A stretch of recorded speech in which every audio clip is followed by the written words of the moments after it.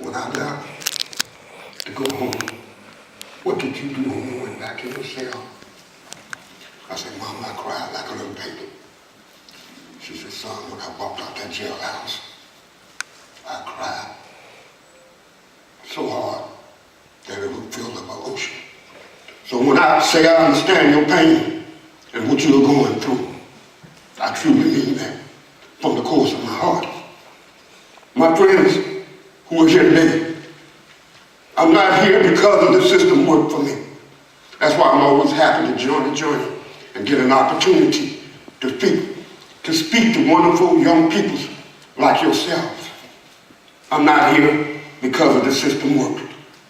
I'm here because of young people like yourself. Two young individuals, Brian and Cindy, two little white kids, decided not to go to school one day and attend my trial. And when I was convicted and sentenced to die, I said, oh my God, my life is finished. These little kids getting me out. My friends, here I stand, wounded by the blows of capital punishment, but not slain. What happened to me is over with. All I can do in my final days to make sure what happened to me in America will never happen to another citizen as long as I live. Who am I? I'm Sujai Graham. I was born and raised in a little small town called Lake Providence, Louisiana. I grew up under racism and segregation. I remember a time in my life I wouldn't be able to walk in here with white people. Things are different. I grew up picking cotton, trying to help my mother and my family. I was only 7 years old, and I was always willing. My mom called me her little black boy. She would go out there and start picking cotton, and I'd find me a little sack. I couldn't pull the big ones. And I'd find me a little sack, and I'd put it on my shoulder. And I'd go out in the fields and help my mother. And I'd fill my little sack up as big as a paper bag. I'd put my cotton in my mother's. And she always appreciated me for that. But after the age of 8, I never knew my real father. My second father went out and searched for a better life and moved off to California, and 2 years later he sent for the family. My brother and I, we had to stay back. And you know how it is. You know your parents finna do something. I know she was going to California, 3,000 miles away. You know how when you're a little kid, you figure if you cry enough and holler enough, and mama would give in and say, come on, you can go to California.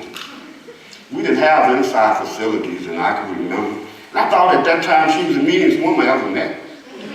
She was sitting up there bathing. I said, Mama, can I go? She said, I said, I get it in the morning. I'm going to be riding, right? Yeah, I rode with her. Take her to the train station, my grandmother and I, and said farewell. But for the next 3 years, 2 years, or whatever, I had a wonderful time. I had a time to sit and talk with my grandmother. That's why I get my strength from. Her name was Ophelia Graham. I didn't ever think she was going to die a natural death, because she wasn't scared of white people like I was at that time.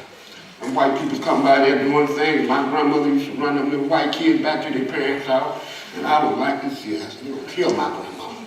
And then they would say, all right, Mom, I'm going to drive my little motorcycle down this dirt road too fast, because the dirt would come up and come on all my mother's clothes, my grandmother's clothes that she had hung out. And she would run out there, and she said, hold it, stop. What you need, Mom? Your mammy's at home. I'm not your mammy, okay? Now you drive down here one more time as fast as you can. He said, I'm going to show you something. Well, anyway, after being with her for 2.5 years, I went to school and came home. That day I was in the 6th grade. And I'd like to tell a story about the 6th grade teacher. I was a bad little boy, but I had good in my heart. And I was scared of the teachers. And I can remember from the 1st grade, there's one teacher in our whole school that I had never won. Her name was Miss Fruella. She was a 6th grade teacher. I'm in the 1st grade scared of her, right? Because she didn't take no mess. So I graduated to the 6th grade, and there Miss Fruella. I thought, oh my God.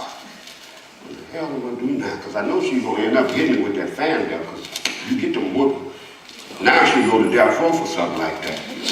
But anyway, I came home from school, and that was my grandmother. I couldn't read or write in the 6th grade. My grandmother learned how to read in the church.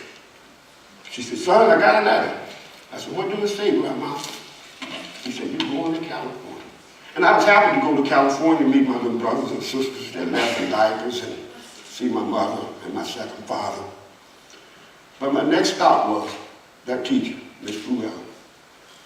I said, going to California, Miss Fruell, you're going to never get a chance to hit this old black boy. I jumped on that train and went to California with my grandmother, just like my mother left. My grandmother rode with us for 3.5 days. 3 days and 3 nights, 2 nights. And I remember it was really hard for me, because I had to leave my grandfather behind, and he couldn't go. So in a way, to make a long story short, I was telling people, I said, I'm going to California, man. He said, how you going? I said, I'm going on the train. He said, man, you didn't get a chance to see nothing on the train. You're going to see the back of the city. I said, I don't care. I have never seen the back of it. And I said, I'm gone. So I got to California, and that was my mother to pick us up, and she took us home. And when I got to the house, they had an inside facility. I wasn't used to it. I go in the kitchen, hit a button, water come out. I said, oh my God. I go to the bathroom, water shoot out. I'm getting mad again at my mama. I ain't got no money. I said, y'all filthy good job. You got inside facility. My friends, little did I know, there were 7 brothers and sisters that I had. We had 2 bedrooms. We had a bunk bed over here, a bunk bed over here, and a larger bed over here. That's where we slept. And that's where my trouble began when I went to South Central Los Angeles, California, as a young 11-year-old boy. I wish I could turn back the hands of time, but I can't. I joined neighborhood gangs and participated in violence and neighborhood gangster activity as a young man. When I was 17 years old, I had spent over 3 years of my life in prison. I was going in and out. And each time I said, when I get out, I'm not coming back, and I truly meant that. But each time I went back to the same environmental conditions that created me. And there I was going, back and forth. But at the age of 18, I went off to prison for my last time. And I thought I wouldn't stay so long. But it took me 11 years. I had been in prison for over 3 years. On November the 27th, 1973, a human being was killed in an uprising in prison. And I was accused of leading that uprising. His name was Jerry Samuel, a human being. So for the next 9 years, I had to fight for my life and the life of my co-defendant. My first trial, I had 4 trials. My first trial, the jury couldn't determine my guilt or innocence. It was there a year later they gave me a second trial. Mr. Brown, we found you guilty and we convicted you. Mr. Brown, we convict you and we sentenced you to die at San Quentin on December 8th until gas was penetrated upon your person. 21 years old, I didn't know what to think, other than try to be strong and hope I could overcome this dark hour. So I went off to death row. Within 20 minutes, I was sitting on California's death row. I had to learn new culture. I got there and they don't call you Sujah Graham or anything, they call you dead man. So I'm sitting there and waiting to go up to death row, and I hear him talking on the telephone. He said, make room, we got 2 dead ones. I'm hearing the last end of the conversation. And I'm saying to myself, I said, he killing people and talking about it on the telephone. But they was talking about my co-defendant and I, calling up the death row to say, make room. 2 dead ones is coming up.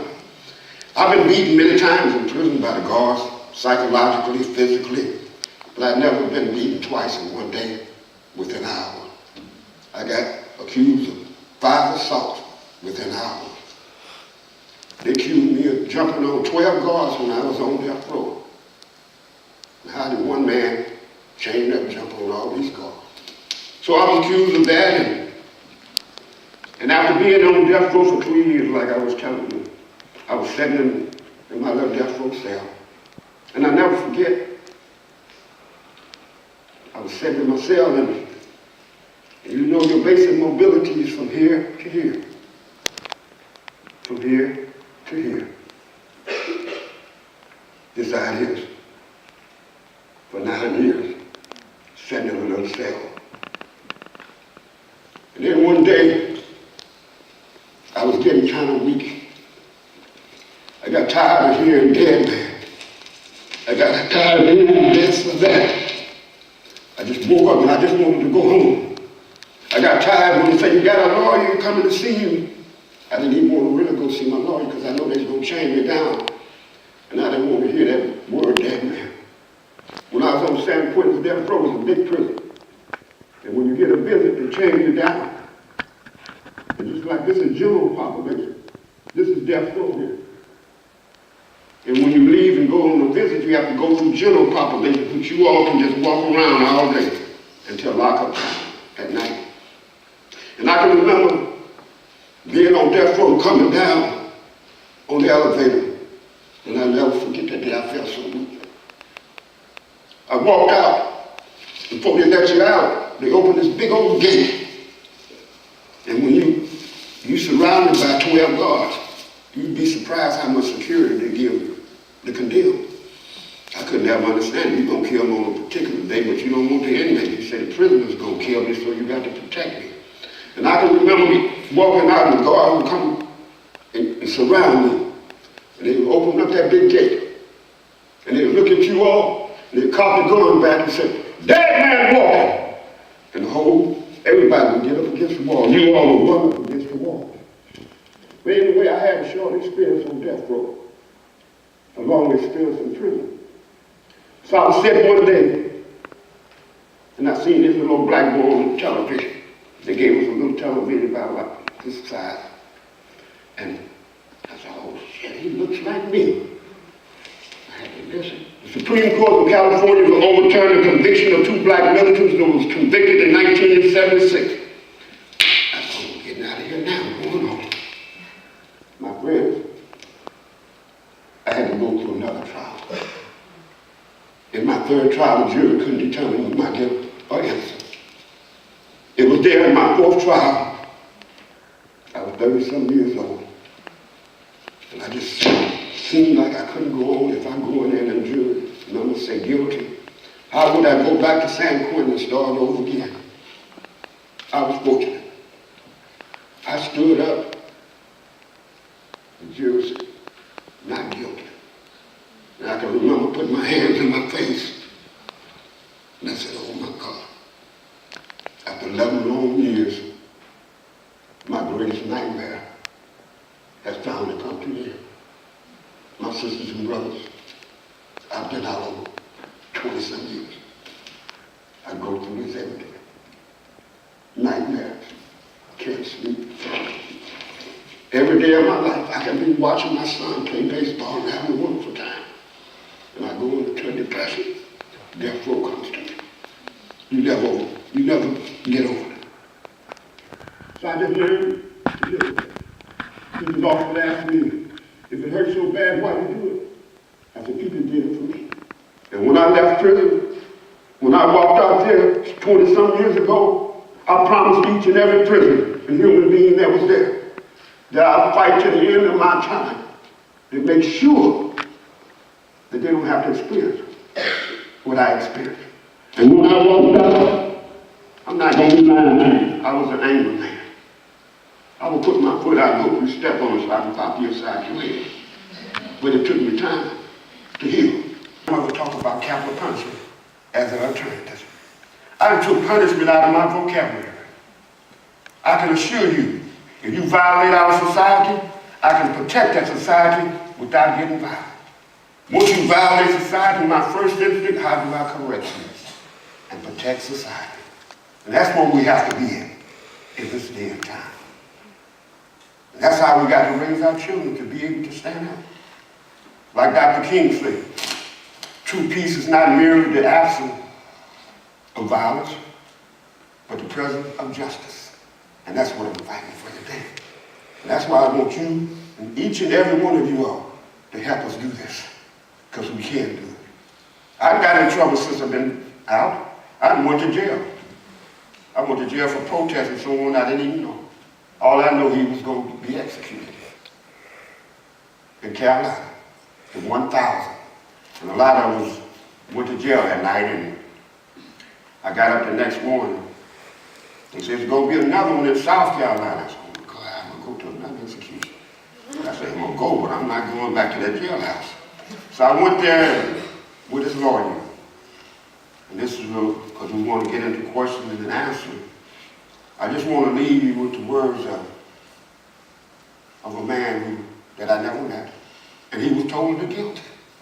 Totally guilty. And I went with his lawyer going out to the death house.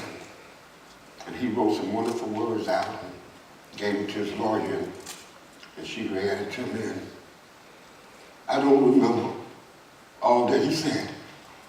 But I know I do remember the parts that touched my heart.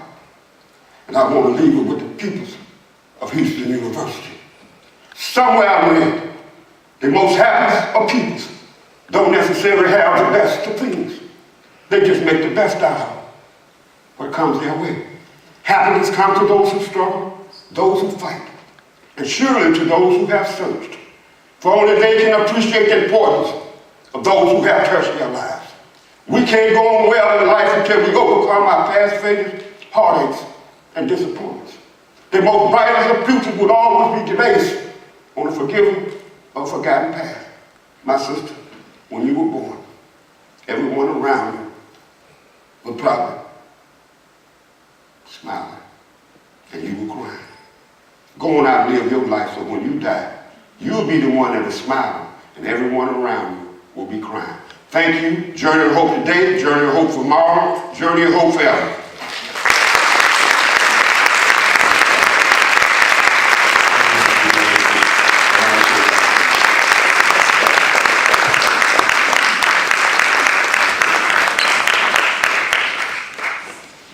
Thank you. Listen up, man. I got one more thing for you, brother. And when you get involved in the work that you do, you're not going to only make America a better place, you're going to make the world a better space for all the peoples of the world. Retaliation and revenge won't help. Communication. People ask me all the time, he said, what's the solution? I say, education and communication. No more violence, no more vengeance. I tell the students all the time, we got all the violence that is going on in the schools today. Used to be when you send your child off to school, you thought they were safe. But now we found it out because we entered retaliation. You hit me and I hit you. When guys, war started in the park when we were little kids. You hit me and I pop you back. And they keep escalating. I kill you and the state kills me. That's two murders now. See how we escalating the violence? How do we change that? By each and every one of you getting involved. Those young students, like I would have never went to, if I had not went to school one day, I would have never not went to school just to go see somebody on trial. I'd been in the park somewhere playing or drinking a beer. But these young students decided one day not to go to school. They wanted to stand up for justice, and they believed in me. I want each and every one of you all to find a cause, find an issue, and stand up for social justice. And as I was saying that earlier, and when you find an issue and a cause and stand up, you're going to make America a better place. And when you make America a better place, you're going to make the world a more harmonious and vibrant for all the peoples of the world. So get involved. There's many ways that you can get involved to do things. Like when Bill asked me to join the journey, and I said, Bill, you know I don't work no more. He said, what, you retired? I said, no, I just quit. I got tired of work. I've been working all my life, and I don't got a nickel in my pocket. I said, this year I can go on the Ford General. He said, oh, you made my day. But also, we finance ourselves. Bill Pelkin financed this organization himself. We don't get grants. We get a little money from individuals like yourself that help us make these days possible. To go for 17 days, to find us a little spot to stay at, to find us a little sandwich to eat. Like I was telling people, I sometimes tell people, I say, I'm very expensive when I speak. I say, I speak for food, and you don't have any food, I'm going to speak on the empty stomach. Thank you.